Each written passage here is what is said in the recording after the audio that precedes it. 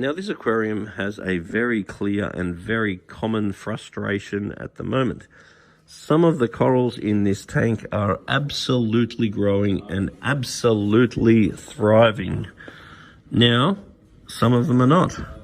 So we need to look at what are the variables that we can change in order to grow a wider species of corals in this particular aquarium.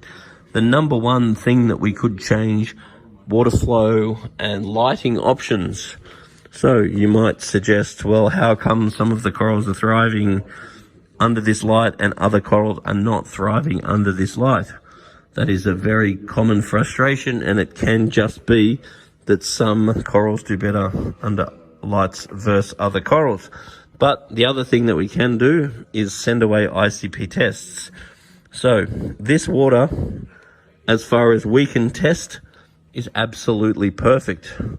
But there's a lot more tests available that may uncover levels that are outside of our expectations. So we might think, oh, the way we're looking after this tank would assume that the trace elements and micro elements are okay. But once again, our assumption is irrelevant. We need to test it.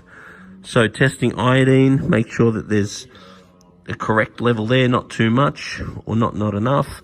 We might test strontium, we might test potassium, we might test a wider range within the realm of available tests.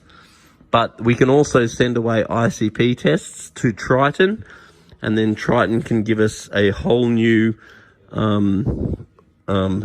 array of tests that may then be available for us to assess, and we can change the variables with that extra bit of information in the hope of then being able to grow the wider range of corals in which we desire and expect. Anyway, put a little note on the bottom of this video. What experience or advice do you have for a tank in this situation?